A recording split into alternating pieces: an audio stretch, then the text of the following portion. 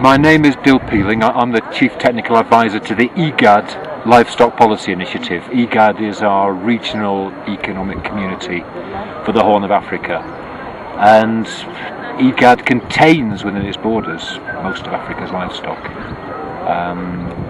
It also has about 3% of the world's population, but it has about 40% of the world's food aid. So people look at livestock here, people immediately see poverty, people immediately see vulnerability. But that wasn't always the case, that this was not always a poor area. Certainly vulnerability may have been part of the pastoralist livelihoods, but it's always been well managed up until comparatively recent times, and something's changed. And as we look deeper, it seems to be that pastoralists who may have done very well in previous history, when they were fighting the sedentary farmer with swords and spears, are not doing so well when they compete with those farmers with economics and politics. So it's our job to look at how the rules of the game, how the policies, how the institutions have changed for those poorer livestock keepers. And the conclusions that we're coming to are that the government structures that we're finding here are not well suited to supporting poorer livestock keepers and women livestock keepers. And we've been trying to help them think through how they can do that, and with some success. We've been doing this for about 4 years now. In particular, we've come to the conclusion that, first of all, very little of what we see here starts off by asking people what they need. It starts off by looking at beef exports or how we can improve chicken production. So we've been helping people think through what people's needs are.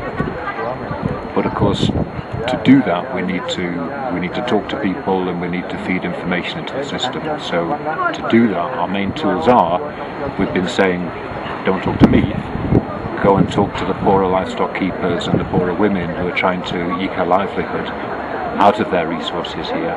And we've been setting up policy for it to bring them to the table. The other side of it is that they have a lot to offer. They can guide the process, but there's a huge community of people with a fantastic amount of information to feed into the process. And the brutal reality is, for those thousands of people, all of whom have something to say, the actual policymakers are a small group of usually men sitting in a room together, and there's a bottleneck. It's very, very hard to get that information in there. So we've been setting up within the governments of all the member states of IGAD information rooms, web-based, networking, linking often to existing sources of information which are there in their own country. And it's their job to, whenever they see a policy debate coming along, sift through it, anticipate what the issues are, try and provide both sides of the argument, try and keep things balanced. If people come up with one argument, try and provide the counter argument to challenge it. And in the end, ultimately, keep that focus on what's at the end of the process for poorer men, what's at the end of the process for poorer women.